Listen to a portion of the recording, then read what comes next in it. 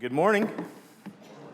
It is so good to be back here with you all. I spent the week in Lebanon, Tennessee, listening to various topics being studied through for the course of the week, and it was just incredibly enriching to me. One of those speakers was Tommy Peeler, who some of you know is going to be here at our gospel meeting next year in April, and I really hope he's not talking about the judges, because I'm going to admit a lot of my lesson this morning came straight from his studies. It was so beneficial to me, and I hope that it will be equally beneficial to you as well. Also, as we were there on Wednesday night, we had the opportunity to visit with the Veterans Parkway Church of Christ, a congregation which seems so familiar to me, but I could not, for the life of me, place my finger on why I'd heard that name before. That is until I'm standing in the parking lot and Sean Diane Bain pulled into the parking lot, and I immediately realized this is where Sean preaches at. And I bring him up to say this. I know Mickey's going to say it in a moment, but we're going to have Sean at a gospel meeting just this coming weekend and starting on Sunday. And so if you have not taken an opportunity to grab one of these cards and hand that to somebody else, now's your opportunity to begin that. If you've already done that, now's your opportunity to hand out another one. Let's get as many of these out to people as we can. I think those lessons are going to be very beneficial and benefiting to all who are able to come in here. So we're going to be talking, as was just read for us from the book of Judges. I'm sure we can all imagine who we're going to be talking about in just a moment. But to kind of set that up, I want to draw our attention to a concept that seems to be repeating in the scriptures. If I say names like Sarah or Rebecca, Rachel, Miss Manoah, Hannah, or even Elizabeth, I want you to give answers, but I want you to just think for a moment. What's going on? What things connect all of these different names? Now, as you think about that, if maybe the first thing that comes to your mind is the word barren, you'd be correct. That these are all women who the Bible describes as barren, and then God acts in mighty ways to bring them a child. And what I hope that we kind of think about around that is that when God does that, when God took someone who was labeled as barren and He brought life into their midst, it usually indicated things were about to really get shaken up. Like this is something big and beneficial is happening. You take Sarah, and with the birth of Isaac came this wonderful realization of God's promises. That God was beginning to be faithful. We'd say He was faithful all along, but it was the beginning of what we were able to see of the faithfulness of God to bring about the promises that He had made to Abraham. We see Jacob. When Jacob comes along, short after we're in his life, we're going to find him wrestling with God, and his name is changed to Israel, and Jacob becomes really the namesake of the Israelites, but also a depiction of what that nation is going to be. Joseph is born to Rachel. There is much sorrow in Rachel's life until finally Joseph is brought into being, and in doing so, we find someone who is literally going to be the deliverer of Israel from famine. They're going to survive and exist because of Joseph and God's will in him. Hannah brings forth Samuel. And we read about Samuel, you can't see the good things that Samuel did, and Samuel is instrumental in helping Israel to be kind of gathered around this concept as a nation with a physical king. And then Elizabeth brings John the Baptist. As Jesus would say, no greater man than John the Baptist, who prepares the hearts of the people for the coming Messiah. So when we get to Judges and we start reading in chapter 13, I hope we see those connections and go, here you have a barren woman who is giving birth to a child. Things are about to get shaken up. But do they get shaken up in the same ways? Now, after reading chapters 1 through 12, it becomes very obvious that things need to be shaken up because Israel is deep in this pitiful cycle of sin. And we've probably heard this all our lives if we grew up in Bible classes. The cycle of sin in Judges is that Israel would sin against God, and then he would bring some nation or some event that would oppress them in some way. And then they would, depending on how you had it taught to you, they would repent. I think that's a pretty big word to use in the book of Judges. I don't think the picture of repentance is very, very evidently seen throughout the book. But nonetheless, they would cry out. They would cry to their God, and he would raise up a deliverer who would give them rest for a period of time. And then this cycle just begins again and again. And so, by 12 chapters of this, it's kind of come to the point in the book where we're like, all right, we're ready for something to get shaken up. We're ready for things to change. Is Samson going to finally be that big change that we've been looking for? I want you to read with me the first 5 verses. The sons of Israel again did evil in the sight of the Lord, so the Lord gave them into the hands of the Philistines for 40 years. There's our first 2 parts of our cycle. There was a certain man of Zorah of the family of the Danites, whose name was Manoah, and his wife was barren and had borne no children. Then the angel of the Lord appeared to the woman and said to her, "Behold, now you are barren and have borne no children, but you shall conceive and give birth to a son. Now therefore be careful not to drink wine or strong drink, nor eat any unclean thing. For behold, you shall conceive and give birth to a son, and no razor shall come upon his head, for the boy shall be a Nazirite to God from the womb, and he shall begin to deliver Israel from the hands of the Philistines." I'm going to put just a few things up here about this idea of Samson, just some things for you to consider as we go through this. But what I want to do is really break down the life of Samson, go through this story together, and then try to draw some application from that at the end of what does that mean for us today. And now one of the first things that we notice in this passage is that Manoah's wife is not given a name, which is unusual compared to all the other accounts of this in the Bible of a barren wife. Manoah's wife is the only one to not have her name recorded. And this may just be a matter of history that got lost, but I think more so it's a matter of maybe saving her from being remembered as the mother of Samson. Should give us a little bit of an insight into what's about to come as we go through the rest of this story. Now, some other things that we should take away from this. The angel visits Manoah's wife, and he says these things. Number 6 is going to give us more detail about what a Nazirite is. He says that this child born to you is going to be a Nazirite, and this is how important this is. You do not drink wine or strong drink. And then there's going to be some other things. A razor is not to touch his head, but even starting while he is in the womb, he is a Nazirite from birth. He is not going to be consuming wine or strong drink. Well, when you go to number 6, you learn a little bit more about what a Nazirite was, and it wasn't just wine or strong drink, but Samson was going to be expected to not partake of anything from the fruit of the vine. No grape juice, no raisins, nothing that came from grapes was not to be a part of his meals or of what he ingests. So that is given to Samson's mother, but also that he's going to have his head was not to be shaved, it was not to be cut, no razor was to touch it. This is included in number 6, that Nazirites, those who had a Nazirite vow, were to keep their hair from being cut. And then also, one thing that's not talked about here, but number 6 makes abundantly clear, is that Nazirites were to come nowhere near death. They were not to touch a dead body, not to be near a corpse. And even if it happened by accident, you say, if it's your father or mother, I don't care. You have a Nazirite vow. You don't go near any sort of dead body. And if somebody just happened to die and slump over on you, nothing of your doing, you have sinned. And there was a way that you had to go about dealing with that sin and in the end of that Nazirite vow. This is what it means to be a Nazirite, and this is what Samson is being from birth called to. And so you can imagine there's a lot of stuff in here that should be very exciting to Manoah's wife. I'm going to have a child.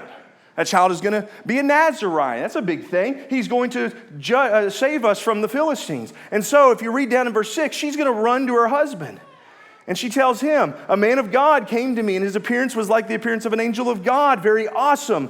And I didn't ask him where he come from.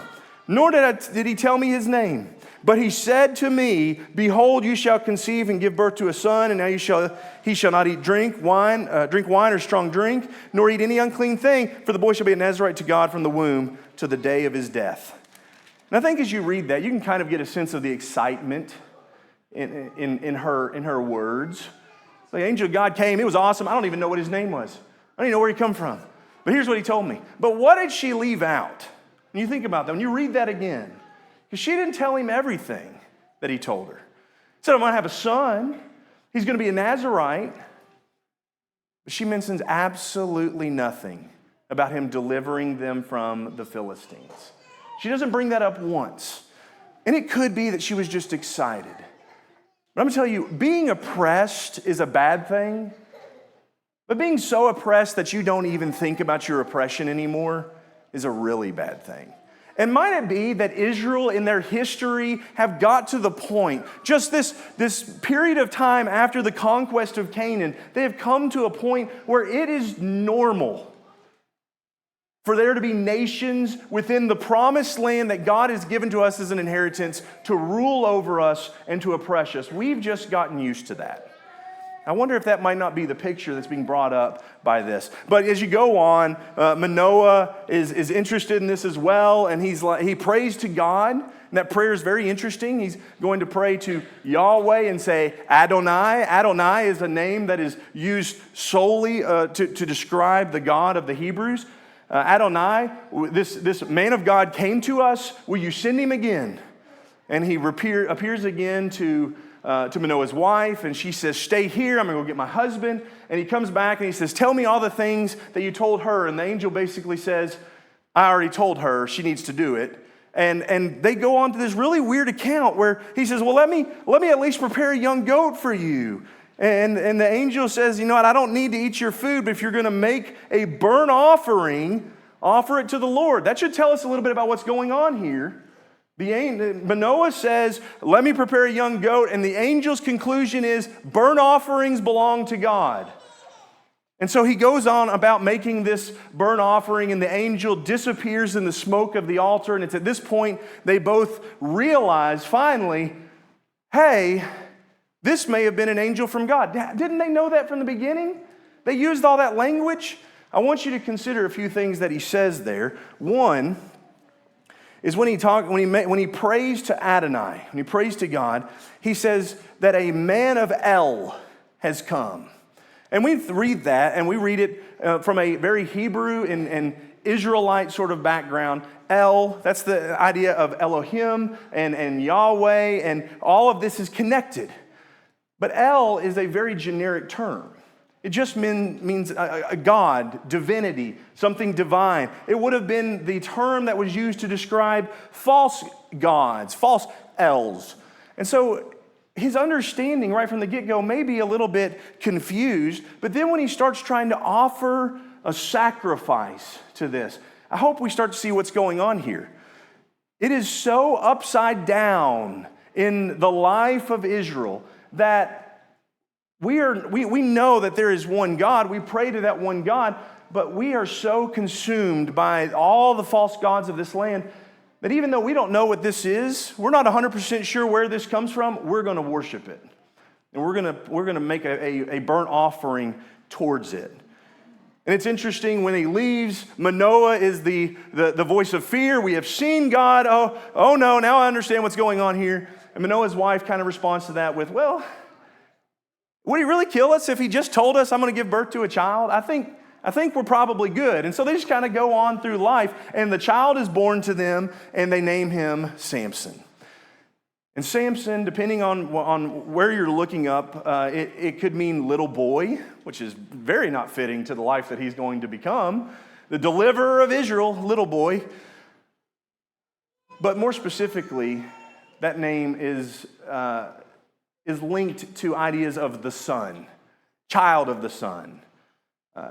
If you go back through the language, if you follow the roots back, you get to a word, Shimshon, and that is a derivative of another word, not necessarily Hebrew, the word Shemesh. Shemesh is the child of the god El and Ashtoreth that is worshipped in Canaan. It's very possible that this deliverer of Israel from the Philistines is named after a false pagan god by his parents. So this is our introduction to him. But this is not our first meeting of him. That's going to come in chapter 14. Chapter 14, verses 1 and 2, maybe the most humorous introduction to any character of the Bible. Samson went down to Timnah and saw a woman in Timnah, one of the daughters of the Philistines, and he came back and told his father and mother, first words of the character in the whole holy inspired scriptures, I saw a woman in Timnah.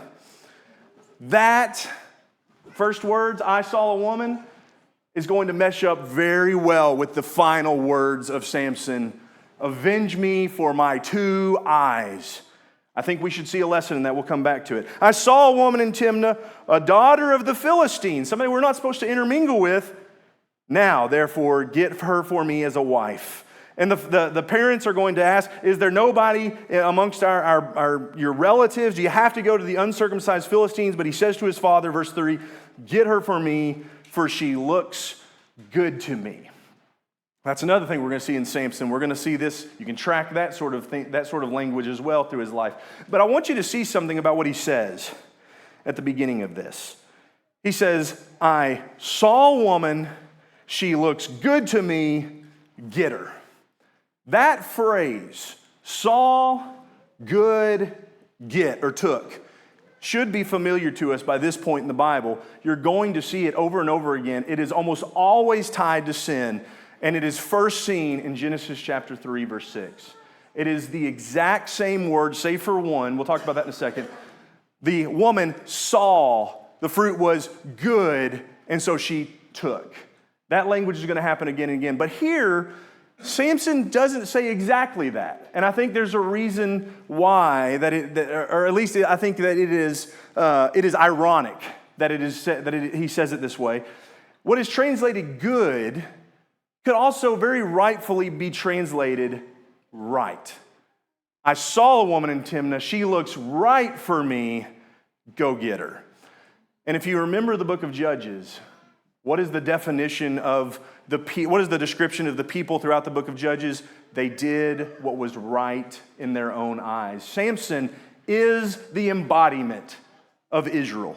That's what we're being introduced to here at the very beginning. And so in verses 5 through 6, we go along, and he has a young lion that attacks him, and it says that he tore the young lion as one does a young goat. And I don't know how one does a young goat like that. That's kind of lost on me, but that's the way it's described. He tears this young lion as one tears a young goat. I think one of the things we're supposed to see from this is a powerful lion. It's not some old, weak, wimpy lion that's almost dead. It is one in its youth and its vigor, and it attacks him, and he just rips it in two.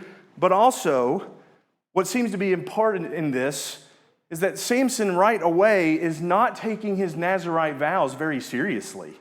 This lion is now dead. I don't know how you tear a young goat and tear a lion as a young goat, but I also don't know how you do that and not come in contact with the corpse, with the carcass of this lion. We're going to come back to that in very quickly, because he's going to go and go into town, and he's going to see the one. It says that he talked to the woman, and essentially she was pretty, and so he comes back, and now he's going to have this lion that has honey growing in it. As he comes back by the carcass of the lion, note the language that he uses there. It's a carcass now.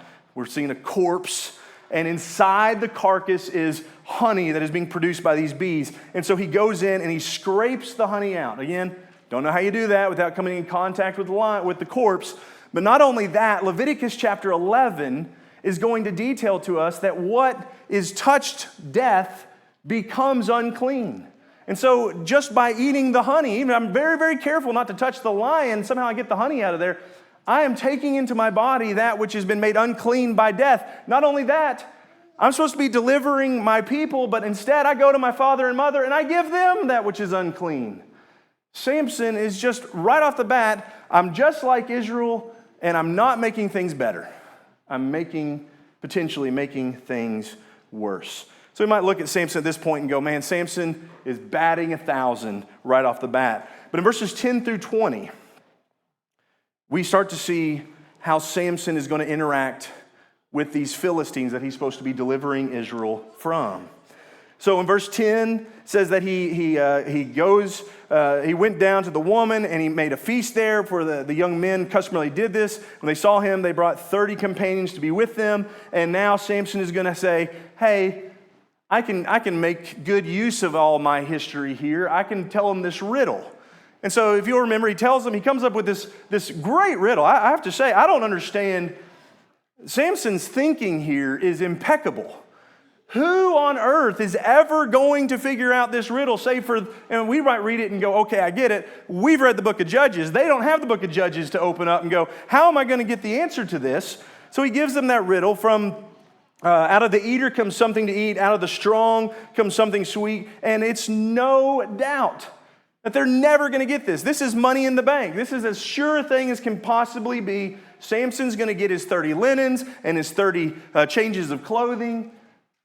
But this woman, who Samson is trying to marry, in fact, she's going to be shift here. I want you to notice this as well. We're not going to call her the woman from Timnah anymore. We're going to call her Samson's wife. Repeatedly, we're going to see that language. This is his wife. And she is going to come to him. And Samson's arrogant attempt for more is going to lead to putting her in a very painful situation when her brethren, when the Philistines, she's a Philistine as well, when they come and they say, listen, if you don't get him to tell us the answer to this, I'm going to burn you, I'm going to burn your daddy, I'm going to burn everybody. And so she comes and she cries to him. And I don't think we should read this as some sort of scheme. Samson just picks women that are going to try to get the best of him. This woman is being threatened with death. She is terrified. She is afraid. This is very real danger. And Samson lets this go on for a week. A week he lets this go on. Do you really love this woman, Samson? Or is she just pretty? And that's just all that she is to you. But finally, after a week, Samson is going to give in and he's going to tell her the answer, and she's going to run and tell that to her people, and they're going to come back to Samson and they're going to say, hey, here's the answer to the riddle. And we get these guys pay close attention, these remarkably romantic words from Samson. Had you not plowed with my heifer, you would have never figured out my riddle. Samson is just the embodiment of everything we look at and go, I am so glad I'm not like him. What a terrible, terrible example of what men and husbands should be. So he goes down to Ashkelon and he kills these 30 Philistines and he takes their linens and he takes their clothes and he brings this back. And then we get to chapter 15. And it's interesting because chapter 14 ends with Samson kind of having this pity party. He goes back to mom and dad's house to pout. But chapter 15 begins with Samson seemingly lonely and going, oh yeah, I've got a wife. I'll go see her. And so he comes to her father's house only to find that she's not there. And her father, anyway, I can't help but read this and see that he's maybe a little bit terrified. I mean, this guy did just kill 30 Philistines. And he's already proven himself to be not real trustworthy. He's kind of a tricky guy. Her father says, Samson, I thought you hated us. I thought you just could not stand us. I didn't think you would want my daughter, so I gave her. But you know what? Here's my younger daughter. She's prettier. I think we see that and go, what kind of father is this? But I hope what we also see is that is the exact way Samson was described. He saw the woman from Timnah and said, she looks good. Samson is not just like the Israelites. He is just like the Philistines. There is no difference. Now, there is a difference. The Philistines are not in a covenant relationship with God. Samson is. He still looks just like the world around him in which he inhabits. And so, coming from chapter 15, some things are going to start happening that we need to pay attention to. In chapter 15, he is going to get really mad about this. And he says in verse 3, this time I shall be blameless in regard to the Philistines when I do them harm. So, one, Samson maybe had a little bit of guilt for what he'd done in Ashkelon. But this time, they're going to deserve it. I'm going to be blameless. They're getting what's coming to them. And that concept is going to sow so much discord into his life. And we can just follow through the text. So in verse 4, he goes and he burns all their fields by catching these foxes and tying torches to their tails.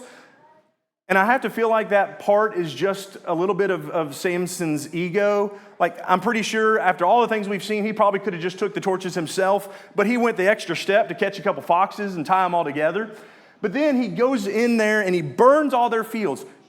That's not just like, oh, well, that's an inconvenience. This is their livelihood. He burns their fields, their vineyards, their farms. This is a huge hurting. And it maybe draws our mind back to what God said at the beginning. He's going to deliver the Israelites from the Philistines. And this is how it's starting to happen.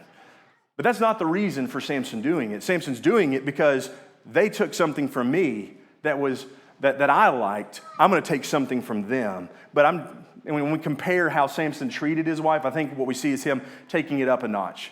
Oh yeah, you hit me, I'm going to hit you back harder. And so what happens? Verse 5, after they do this, verse 6, the Philistines ask, who did this? They said, Samson, the son-in-law of the Timonite, did this because we took his wife and gave her to his companion. And so what did they do? They go and say, you burned our fields? I am going to burn your wife, and I'm going to burn her whole family. Samson's his search for vengeance doesn't bring good things back to his life. It takes away the thing that he was mad at to begin with. He was mad because you've taken my wife. Now we're really going to take your wife. And so what does Samson do? Verse 7, he says, since you acted like this, I will surely take revenge on you, but after that I'll quit. This is the exact same thing that he just said in verse 3. You done something to me, I'm going to do something back. And so what does he do? He goes and he makes a great slaughter at Edom. And the Philistines, they recognize that he's done this to them, and so they come and they camp in Judah. And I want you to remember, Samson is not from Judah. He is a Danite. So Judah now has the Philistine army amassing within their land at the city of Lehi, and they go to Samson and ask this question, what are you doing? What is wrong with you, Samson? These guys rule over us. Absolutely makes no sense what you're doing. And Samson's answer, whenever he gives them an answer, as they did to me, so I've done to them. Now I want you to also see the Philistines are going to say the same thing. When they say, we've come to bind up Samson in order to do to him as he did to us in verse 9. When they go to Samson and ask him, his answer is the exact same. You know what? They started it. They started it, and I'm going to finish it. This is our picture of Samson. And so Judah says, Samson, we're going to bind you up, and we're going to take you to him. And I imagine they say that with a lot of fear. And this mighty, mighty man, and his answer to them is, as long as you don't kill me, that's fine. And so they take him, and they present him to the Philistines, and the Philistines are going to rejoice in this. The Spirit of the Lord is going to come across Samson, and once again, we're going to see these mighty acts of strength, but I want you to notice how he does it. How does he do it? The Spirit of the Lord, verse 14, comes upon him. The rope became like flax that is burned, dropped, and he found a fresh jawbone of a donkey. Again, Nazarite. You can't touch that. That's the first thing he grabs, and he's going to slaughter 1,000 of them. And what we also learn about Samson is not only is he a strong, mighty man, he is a poet. He has got the touch of femininity. He is the ladies' man, right? He has got these these soothing words. Listen to this amazing poem. With the jawbone of a donkey, heaps upon heaps. With the jawbone of a donkey, I have killed 1,000 men. And isn't that fitting with the characteristics of the people of God? They come through mighty things and they sing about it. And I think there is a lesson in that. The Israelites crossed the Red Sea, and they sing songs of praise. Hannah is given a child, and she sings an amazing song. Mary in the Magnificat, she sings this beautiful song of praise to who? To their ability? What's missing in Samson's song? Not even a single reference to the God whose Spirit went into him to produce this. But Samson isn't avoiding God. He's just not giving God credit. In the very next verse, Samson is he's thirsting to death. I'm going to say he's parched. He feels like he's going to die of thirst. And now he'll call out to God and say, hey, you going to let all this happen just for me to die with thirst? Is that how this is going to be, God? And it's at a time like this where maybe we would expect God to be like, here's a mouthful of dirt. Let's just go ahead and finish this off, this train wreck of a story. What does God do? He gives him miraculously water from a hollow place. And might draw to picture in our mind Moses and water coming from the rock. But I think it is for that very purpose for us to see this is nothing like Moses. Well, that picture might draw in our minds. That is not what's really happening here. And so that gets us to chapter 16. And chapter 16 is going to start setting up the story, the final chapter of Samson's life, the story that we're all so familiar with. And it begins with yet another impressive act of physical feat. Samson is in this city. He's in Gaza, and he goes down, and when he's in Gaza, the Gazites say, you know what? Let's gather around. Let's wait till the early morning, and we will ambush him as he comes out of the city. And around midnight, Samson goes and he tears up the gate and literally the posts right out of the ground, puts them on his shoulders, and carries them to a mountain opposite Hebron. And we could go into how gates are constructed and how this is just unworldly to think about the strength that he had. But I want to tell you this instead. Hebron is 40 miles away from Gaza. Samson just packed. With people camped outside ready to attack him, he just packed the gates of the city 40 miles up a mountain and left them there. As if say, do you really think you have a chance? But why was Samson in Gaza to begin with? He saw a harlot and he went into her. His eyes have seen something that was right to him, and so he goes to it. And that's what brings us to the story of Samson and Delilah. And Delilah's name means feeble, but really the root of it means to make feeble or to be brought low. And I think that's exactly what we're going to see her do. And they're never described as married, but they are described as living together in some way. It says there that he loved a woman in the valley of Sorek. Verse 4, 16:4, whose name was Delilah. And I would encourage you to take that and overlay it with the picture of Isaac, who it says married Rebekah and he loved her. I think we get a picture here of what's going on, that this is similar to a marriage, but it is not at all what God designed for the marriage to be. And what it really is a picture of two people who are just blindly using one another. Samson is using her because she is beautiful to him and she gives something to him that he wants. He loves her and he gets this very physical aspect of that into his life. She's been offered 1,100 pieces of silver to find out what the source of his strength is. And you can't read the next 16 chapters without seeing that. She comes to him and she says, tell me the secret of your power. And he says, here's the secret of my power, but he lies. And then lo and behold, the next morning, Samson, the Philistines are upon you, and they're trying the thing that I just told you last night. That's weird, but Samson doesn't seem to get it and just keeps on telling her until finally he gives her the secret. If you cut my hair, I'll become weak like any man. And Samson has completely disregarded his vow. And it's as if God says, this is it. Enough is enough. And he departs. And Samson is taken in, and we know the rest of the story. He is taken to the house of Dagon, and there is this great party and celebration that we have captured this mighty man. And unbeknownst to them, his hair begins to grow back, and the Spirit of the Lord is going to once more enter into him, and he'll utter those final words. God, just this one time, listen to me. Although I think God's been listening the whole time, but this one time, let me get vengeance on my eyes. Remember me, is what he's calling us to do. Remember who I am. Remember what I have done. Let me get vengeance for my eyes, which have been gouged out at this point. And Samson pushes the pillars down, and the house falls, and those who he killed in his death were greater than those who he killed in his life. and our minds go back to the beginning in chapter 13 in the angel. I'm bringing deliverance through this man for Israel from the Philistines. As we wrap this up, I think that we might have a tendency to wonder, why is the story of Samson in the Bible? Because this is not a good man. He does terrible. He has basically zero redeeming factors. There is nothing that we can honestly look at and go, this is good. This is something for us to role model. Why is this picture recorded? Because it is nothing more than a tragedy.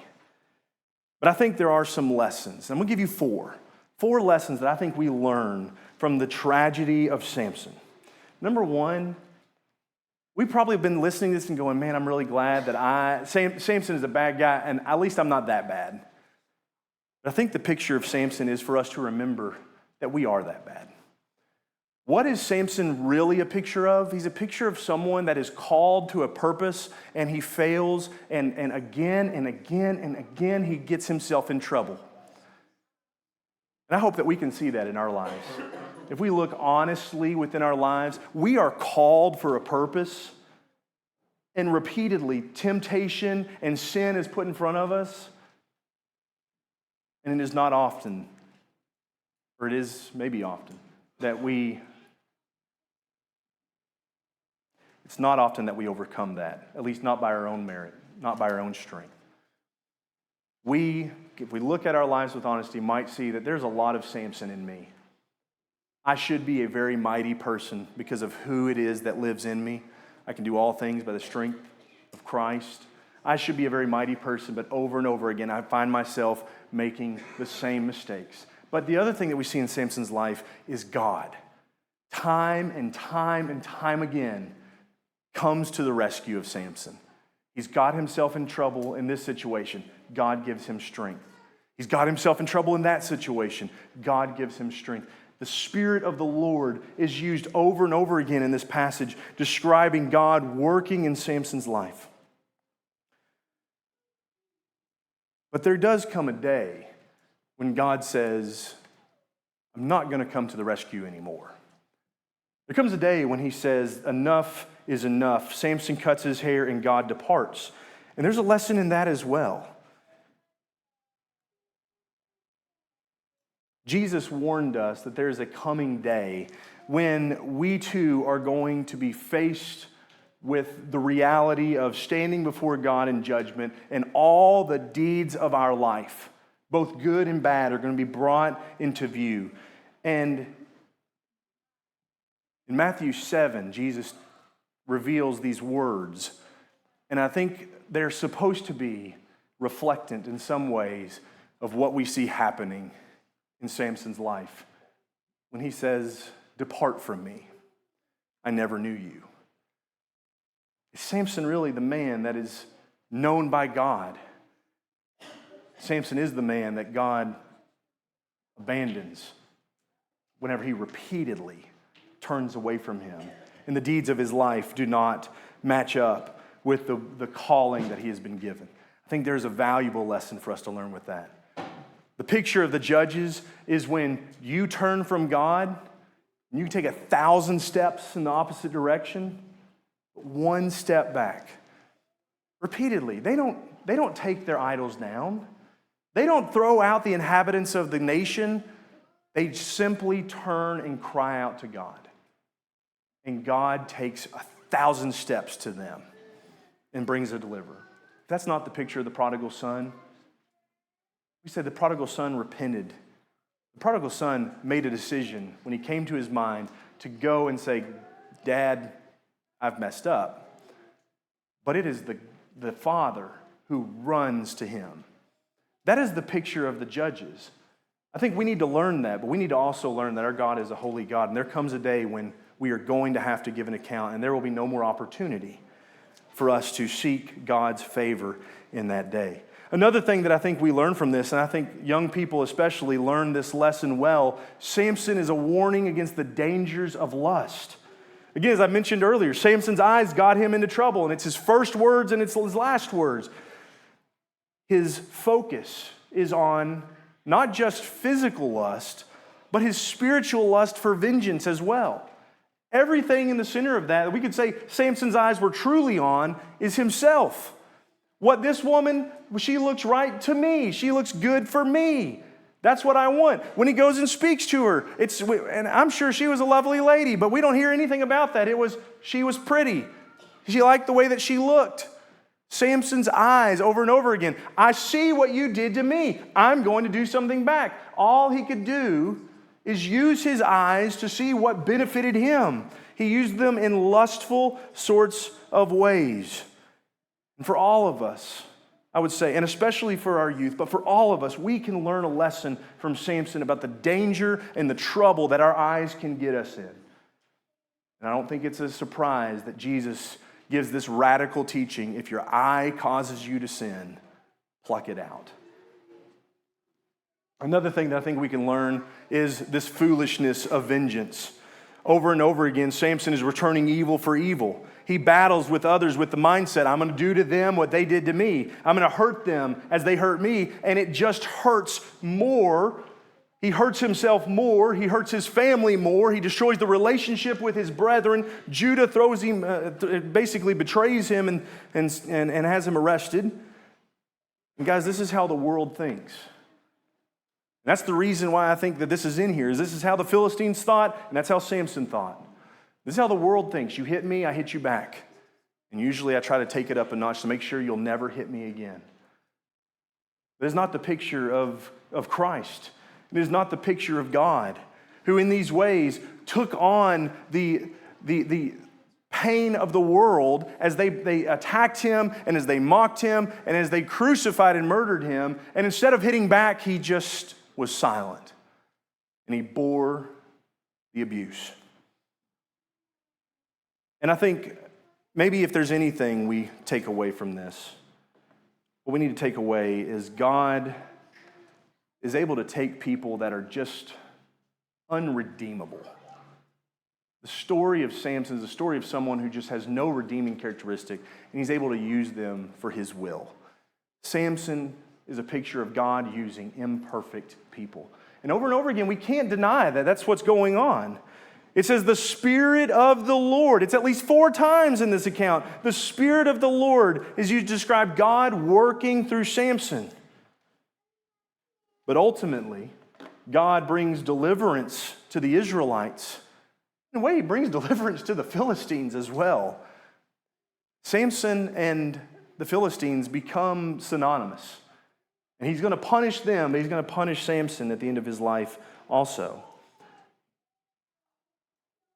I think Samson might remind us of another New Testament character who likewise seemed irredeemable, the Apostle Saul. And all the people that he was either directly linked to or was adjacent to, Christians who were murdered, who were thrown into poverty, who lost every semblance of a good life. Someone who God called and someone whose God's Spirit worked through mightily as he transformed him into the mighty man that we read about through the epistles, even though he wouldn't use that same language. Now, the last thing I want us to see as we close this out are some similarities that are in the story of Samson. Similarities to Jesus. And something I think Samson does well is point out that even the bad and poor characters of the Old Testament can sometimes have a way to draw our attention to Christ. In chapter 15, verses 12 through 13, Samson, like Jesus, is bound and handed over to the enemy by his very own people. In chapter 16, verse 4 through 5, Samson is betrayed by someone who is very close to him. Jesus is betrayed by a close friend. Samson is betrayed by this person that is close to him, both at the very least in proximity. In chapter 16, verse 25, Samson is made an amusement of by his enemies. They mock him. They party and worship and celebrate as he is suffering extremely. And then in chapter 16, verse 29, Samson dies with a pillar on his right and a pillar on his left, very similar to the way that Jesus dies with the cross, both on his right and on his left. I'm not saying that every single one of these means something. Actually, there's another one. I'm sorry. Judges chapter 16, verse 30. Through his death, deliverance was brought to God's people. I'm not saying that every single one of those is meant to be some sort of huge meaning that shapes the way that we live, but I want us to see that even in these poor characters, there are comparisons, sometimes very shocking comparisons, between this mighty man and our mighty Savior. But I also want to note that there are even more striking contrasts. Samson suffered because he made foolish, unwise, wicked decisions. Jesus suffered because you and I did. Samson died screaming for vengeance for those who hurt him. Jesus died calling for forgiveness for those who did the same. And Samson died saying, "Remember me," while Jesus died at the cross with one who recognized who he was, asking Jesus, "You, please remember me." There are powerful lessons, I think, in the story of the life of Samson, a mighty man used by God to bring about vengeance. He is supposed to draw our attention to Christ. He's supposed to draw our attention to ourselves. And he's supposed to cause us to reflect upon what God has done to bring deliverance in our lives. I hope that this lesson from these two mighty men, I hope that it is helpful. I hope that we learn something from it. And as we end, let me just say this. Here's the first words of Samson were, "I saw." The last words were, "Vengeance on my eyes." Here's the first words of Jesus in the Gospel of John. John chapter 1, verse 38 and 39. "What do you seek? Come and you will see." And his final words were, "Follow me." Can we assist you this morning in doing that? If so, please come forward and we'll talk about that together as we stand and as we sing.